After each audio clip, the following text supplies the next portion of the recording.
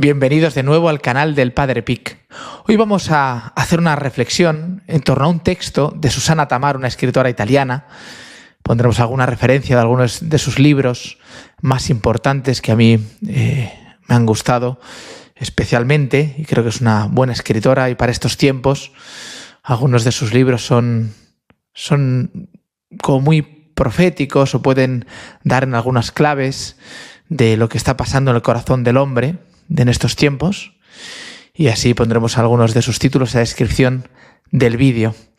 Pero este texto en particular, que se llama El misterio y lo desconocido, lo escribió, me parece, para un encuentro que hubo en el Vaticano, y se le pidió que escribiera sobre el tema del misterio. Y entonces tiene este texto que ahora leeremos y después haremos esa reflexión. Dice así: este siglo se ha propuesto como el siglo de la gran liberación del hombre. Para elevarlo a su justa altura, se ha vaciado el cielo y la tierra se ha llenado de paraísos fácilmente alcanzables. Pero un cielo sin Dios es proclive a poblarse de ídolos, los ídolos de la ideología, el ídolo del poder y las posesiones, el ídolo de la realización de uno mismo. Y en tiempos más recientes, los ídolos del espiritualismo, de la adoración de las fuerzas benignas y misteriosas del cosmos, con las que quizá es posible ponerse en contacto y de las cuales estamos seguros de sacar provecho. El espiritualismo reconoce el misterio, pero lo domestica siguiendo la propia voluntad, creando la ilusión de la paz interior, la ilusión de la comprensión, la ilusión de una vida superior por encima de las otras vidas. La difusión hoy masiva de las corrientes espirituales es un indicio significativo de un vago cansancio respecto al materialismo, la división y la lucha. Pero se trata, una vez más, de un callejón sin salida, porque acepta creer en todo lo increíble a través de un camino de rituales placenteros y realizaciones personales positivas. El camino espiritual tiene otras asperezas. En lugar de contentarse con fáciles fórmulas y gratificantes promesas, sigue subiendo constantemente, sigue luchando contra nuevos obstáculos. El camino interior que conduce a la libertad es el camino de quien tiene el coraje de alzar la vista hacia el cielo y reconocer la propia debilidad y la propia fragilidad, de quien, aún en la debilidad y en la fragilidad, siente su nombre pronunciado fuerte y a ese ¿quién conoce mi destino? En ese momento se descubre que junto al yo también existe un tú. Eso es la oración.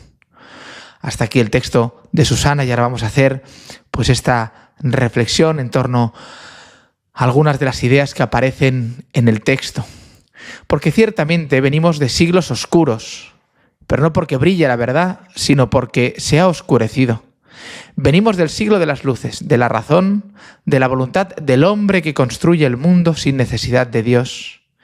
Y hemos llegado a poder construirnos a nosotros mismos con nuestra propia libertad y voluntad. ¡Somos libres!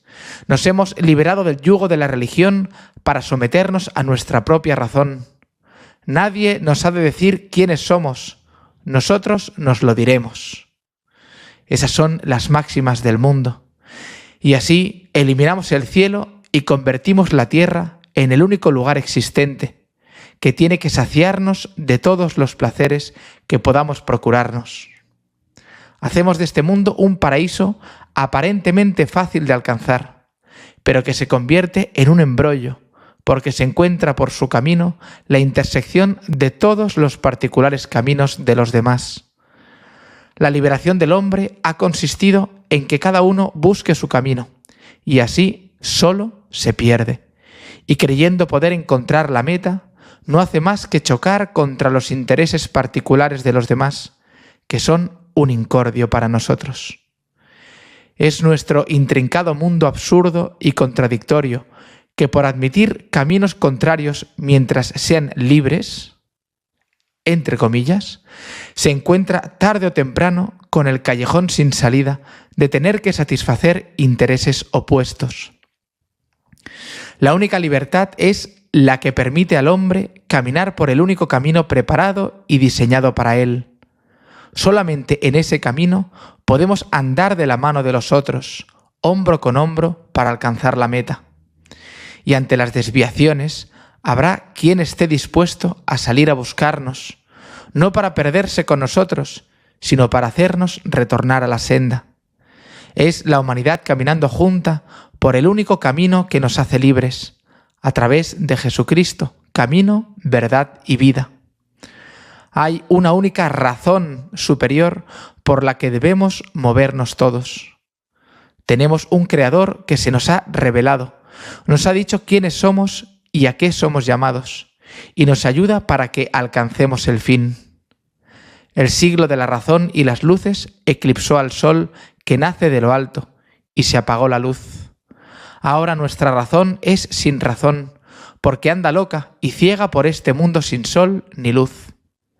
Hemos hecho de la libertad un ídolo, un nombre manipulable que puede ser cualquier cosa, mientras sea mencionado.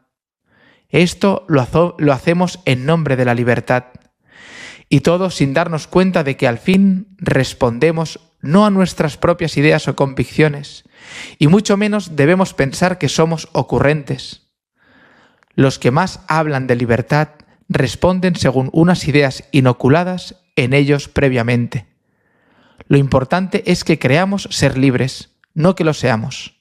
Saben muy bien los ideólogos de este mundo. Solo basta ver el gregarismo en las modas, en las corrientes de pensamiento y en los mantras repetidos.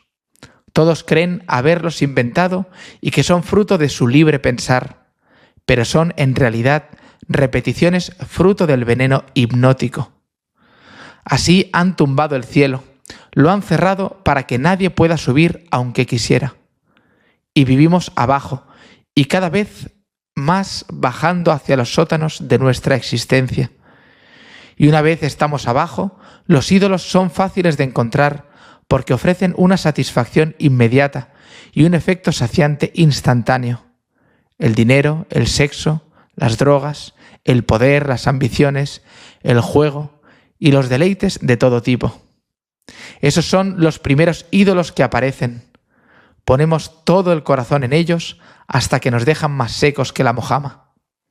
Pero después, cuando llega y se reconoce el hastío, creyendo que el recto camino se encuentra en lo espiritual y no en lo carnal, en vez de mirar al cielo que se ha destruido, se busca construir una espiritualidad, pero que no prive de los mismos efectos saciantes del materialismo del que se pretende salir.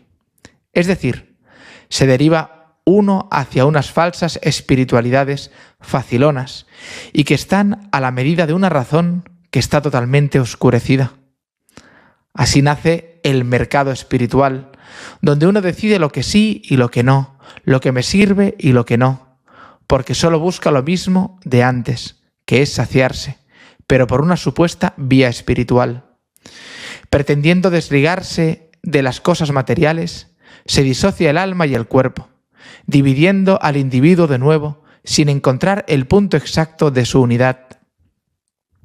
Se llena el mundo de misticismos rancios, de promesas de nuevo liberadoras por la vía del espíritu. Se habla de misterio y de creencias en cosas realmente increíbles, porque ya advirtió Chesterton que el hombre, cuando deja de creer en Dios, es capaz de creer en cualquier cosa. En la astrología, en las cartas, en los tarots, la meditación zen, horóscopos, piedras, mindfulness, energías, reikis, yogas, etc. Y dan crédito a cualquiera de esas corrientes porque aportan seguridades y satisfacciones sin que impliquen demasiado esfuerzo. Pero sigue el espíritu seco, vagando por esos falsos mundos, cual abeja en busca de la flor. Y el espíritu se agota por evitar el esfuerzo de volverse a la verdad única. Por tanto, tenemos en este análisis unas conclusiones precisas. La primera, la libertad omnímoda del hombre solo lleva a la confusión y al choque inevitable de los intereses particulares. La segunda, nada parece haber en el mundo superior a nosotros, que nos diga quiénes somos ni hacia dónde vamos. La tercera, Se elimina a Dios de la ecuación y la razón humana queda aislada y liberada para responder solamente ante los propios caprichos, dándoles todo tipo de pábulo y justificaciones, que en realidad son búsquedas egoístas e interesadas, envueltas de bellas intenciones. La cuarta, se cae inevitablemente en el materialismo, creyendo que sólo las cosas del mundo pueden satisfacer. Búsqueda intensa de placeres y rédito inmediato. La quinta, llega el hastío y la sequedad del espíritu. La sexta, en un intento de realzar el vuelo, agarrado de tal manera a las falsas promesas de autorrealización, liberación, felicidad placentera, etc., se recurre a falsas espiritualidades que prometen y no dan. Solo te sacan los cuartos e incrementan la sed, la sequedad y el hastío. Pero, ¿hay una esperanza? Por supuesto, porque hay en el punto de esa sed, aunque parezca tarde, una última oportunidad de rendirse y levantar la mirada por encima de la tierra que nos ha abandonado. El cielo no ha caído, porque nadie puede acabar con él. El cielo sigue abierto para el que lo busca sinceramente y alza la mirada pidiendo entrar. Entonces, y solo entonces, cuando uno está dispuesto a vivir las asperezas que supone comenzar a caminar por el verdadero camino del Espíritu, que reconoce que consiste en una sola cosa, dejarse guiar por aquel que nos ha creado y ha puesto señales en el camino. Y no solamente eso, sino que Él mismo las ha puesto porque pasó por allí, y ahora nos invita a pasar por Él, con Él y en Él.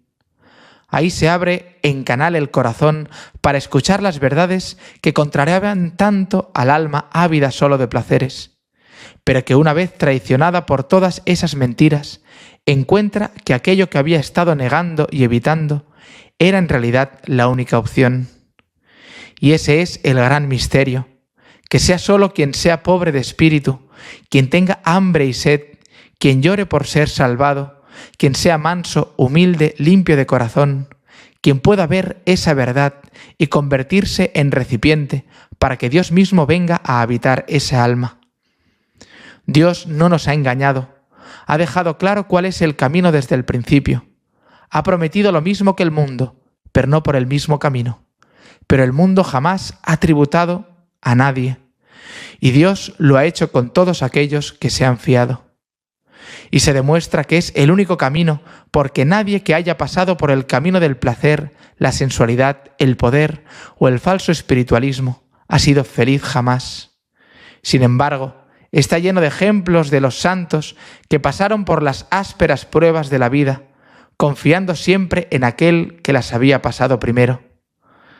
El camino interior que conduce a la libertad es el camino de quien tiene el coraje de abrazar y de alzar la vista hacia el cielo y reconocer la propia debilidad y la propia fragilidad, de quien aún en la debilidad y en la fragilidad siente su nombre pronunciado fuerte y a ese quien conoce mi destino.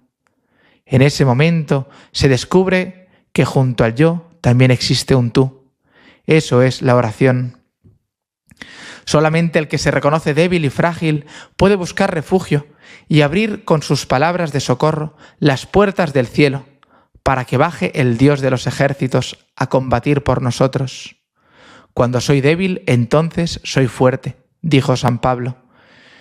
Es en ese ver que no puedo solo, que necesito de otros, que no soy Dios, que nos rendimos y caemos de rodillas, reconociendo que lo que ando buscando, la plenitud, no puede ser una mentira, pero que es imposible absolutamente que me la procure solo. Entonces, y solo entonces, aparecerá no un qué, sino un quién, que me llama por mi nombre y me dice: ¿qué buscas? Si conocieras el don de Dios y supieras quién es el que te pide de beber, tú le pedirías a Él y te daría de beber el agua viva. Qué poco sabemos porque estamos enfangados en el pecado, pero Cristo sale a nuestro encuentro para restaurarnos, para que sepamos que Él ha venido para que tengamos vida y vida en abundancia, pero que todo pasa por la aspereza, y no cualquier aspereza, sino la de la cruz, Es un misterio, sí, pero de una verdad avasalladora, pero escondida, que solo el que logra mirar en su interior sinceramente podrá encontrar respuesta. No grites tanto hacia afuera, calla y mira hacia adentro. Reposa, sosiégate, y aquel que habla en el silencio hablará. Ya lo dijo San Agustín, nos hiciste, Señor, para ti, y mi corazón está inquieto hasta que descanse en ti. Por último, quería comentar brevemente, con el ejemplo de las águilas, lo que supone este camino y a lo que somos llamados. En la vida espiritual estamos llamados a la unión con Dios, a ver como Él ve y a amar como Él ama. Pero llegar a las cumbres requiere de un camino, y este es el camino arduo del que se habla.